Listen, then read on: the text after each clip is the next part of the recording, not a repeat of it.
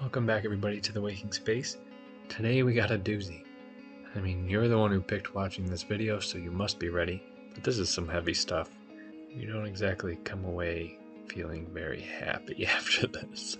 So I give you credit for wanting to learn more about this. A lot of people think they kind of know something because they've watched a couple Liam Neeson movies, but this goes pretty in depth. So let's dive right in. Sometimes I like to put out these fundamental questions just to keep us thinking while this is going on. For this one, the question is, who owns you? Or could somebody own you?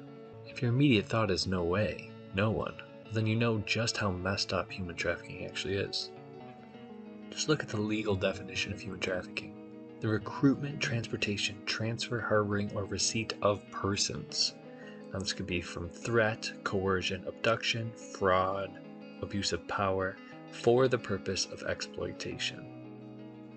So if this sounds like modern day slavery, it's because it is. This could include sexual exploitation, forced labor, slavery, servitude, or the removal of organs. So what we're talking about here is probably the worst possible crime imaginable. Why? Because it's an umbrella for a whole bunch of other horrible crimes. Slavery, kidnapping, rape, forced abortions, murder, fraud, and lots of psychological, physical, and sexual abuse all fall under this umbrella of human trafficking. Let's clear up a few misconceptions. A lot of people mix up the terms smuggling and trafficking, but they're not the same. Smuggling is when I knowingly pay you to help me get into another country illegally. So the consent is there, I'm giving consent. With trafficking, the consent is taken away. You're not exploiting me when you smuggle me into another country, and it's usually transnational. Smuggling is from one country to another. A lot of the times, but not always, trafficking happens within the same country. A word on some stats, because I will throw some statistics at you. First of all, good stats for human trafficking are hard to come by. There's a couple reasons for this. First, it's a very secretive type of crime. It's secretive, well, not a lot of people are talking about it, so it's hard to get those stats.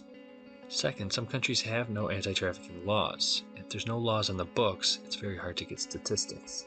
Most troubling, some victims of human trafficking are often not identified as victims, but they're seen as criminals, right? People who have violated migration, labor, or prostitution laws.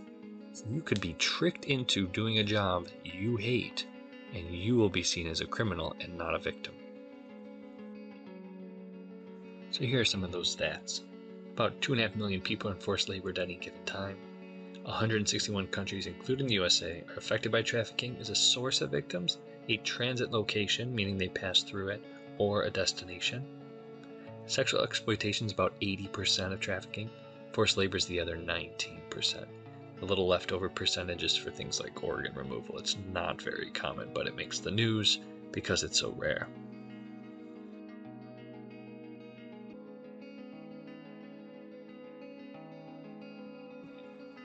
In fact, there's an estimated 27 million slaves in the world today. That is probably higher than at any other time in history, including historical slavery. To put that in perspective, that's the population of 5 New York cities combined.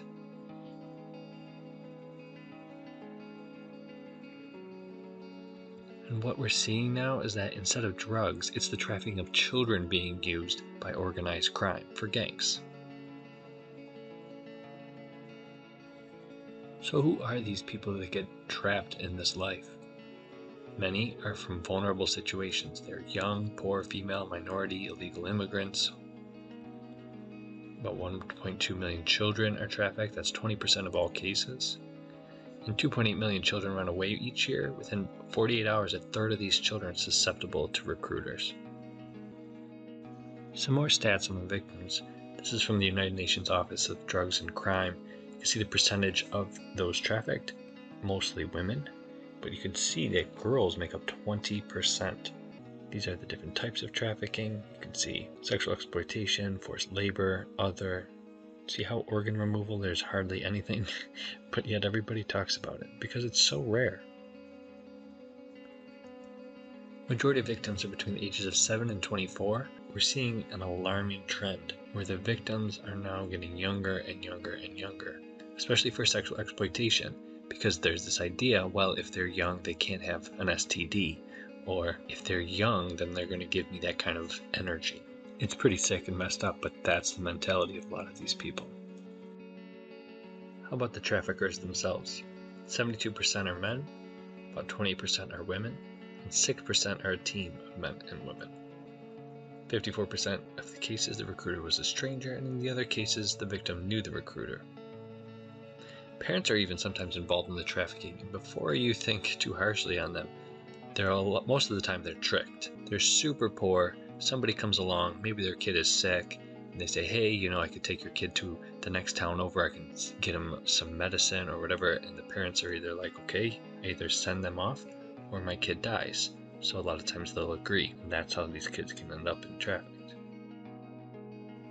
Now let's talk about the profits. What keeps this thing going? We're talking about an industry that is estimated at $150 billion a year. It's more than all of these companies combined. And that's just estimated. Remember how hard statistics is to get for this. We're talking about $100 billion just in sex trafficking, $34 billion in forced labor, another $9 billion in agriculture, and look how much these guys can make every year. This is what keeps the wheels turning. So you see what motivates people. Now the flip side of that is the prosecution levels. We're talking about in the entire Western Hemisphere in 2019, there were only 1,300 prosecutions, and of those only 843 convictions for trafficking. No wonder people keep doing it. No one's getting caught. Percentage of victims identified, 0.4%. This means for every 800 people trafficked around the world, only one person gets convicted. Most countries' conviction rates rarely go 1.5 for every 100,000 cases. So no one's getting caught doing the worst crime imaginable on planet Earth. So let's take a little look at how the traffickers work, some of the psychology going on here. First, they can use the carrot. If you use a victim's vulnerable state, you try and offer these people a way out of their current misery. Maybe it's a new job, better working conditions, maybe a job that pays a little bit better, even promises of marriage. Why does that work? Because if you're married and you're very poor, now you have some stability in your life. A lot of the times, the victim will even pay the recruiter a recruitment fee in order to get this new awesome job. Think about how messed up that is. They're paying to get tricked into trafficking. Here's a poster trying to make people more aware of this, that when you're getting offered a job and it sounds too good to be true, it just might be. And if the carrot doesn't work, there's always the stick. To take advantage of the weakness of the victim, you can use all kinds of things, straight up force or threats of force. Sometimes that works even better. Threats of deportation if you're working with illegals, threats of arrest when you're working with illegals or criminals. And if this fails, a lot of the time they just drug and kidnap the victim. Once they have them, they maintain control using the following. First, they control the person's documents. If I don't have my visa or passport anymore, it's very hard for me to leave. Then you control where they're staying. They confine them to a certain place, lock the doors, and you control any money the person makes. Again, it's very hard to escape if you don't have your passport or visa and money to escape. How about trafficking in the US? Well, we know from a leaked CIA report that about 50,000 people are sold in slavery into the US every year. We know we are a source country, a transit country, and a destination country. A lot of the victims are actually US citizens. And this is the fastest criminal industry in the US. And the price of a slave has actually gone down if you take into account inflation and today's prices. And by being a part of the demand side of this, we are a huge part of the problem. We're going to see that in a lot of other topics, including the drug industry, fashion industry, all of these things. We're a huge source of demand. Here's an anti-human trafficking ad that ran a couple years back. Real men know how to start a fire. Real men do their own laundry. Real men know how to use an iron. Real men don't buy girls. I thought that was a great message. I do have a little problem with Justin Timberlake and Ashton Kutcher kind of being in there because some of their stuff, their movies and music have definitely objectified women, but I like the message because it really hits guys right in the ego. Now let's really delve into the root causes of this problem. I think one of the first ones that I mentioned is objectification of women. You have to make this step in your mind. You have to make women an object before you can do damage to them and use them So once you do this through media, movies, music, television, that is actually one of the first steps in causing harm. If there is no demand, then there is no problem. This goes with the drug industry, this goes with everything. If there's no demand, the business falls flat. Nobody wants to do it because nobody will be making any money. So the demand is part of the problem. Well, can you get rid of sexual desire? No, that's not going to go away. But you can alter the way in which guys fulfill that need. Poverty is a problem because that is the motivation for these traffickers. If they were already at moderate income, maybe they wouldn't feel motivation to go out and sell people for money. So the profits are huge. As long as those profits keep coming, people are going to keep doing this. And societal views of sexuality. Again, the way we view sex is such a lower form, right? We see it as just like hedonism and pleasure and one-night stands and all that stuff. Of course we're going to think this is normal. So when we think about solutions to this problem, we have to look at these root causes. Okay, objectification of women. We can work on this. Us as consumers, especially Americans, if we're telling these companies, hey, you know what, we don't like movies that objectify women, we don't like music, those will get produced less. Our media gets sent all over the world. Societal views of sexuality we can work on, making a more positive, sex positive culture instead of sex negative. If we work on the poverty problem in general, it solves so many other problems that I talk about in these lectures. So by hitting these root causes, you can help. One of the biggest things is just spreading awareness, talking about these things.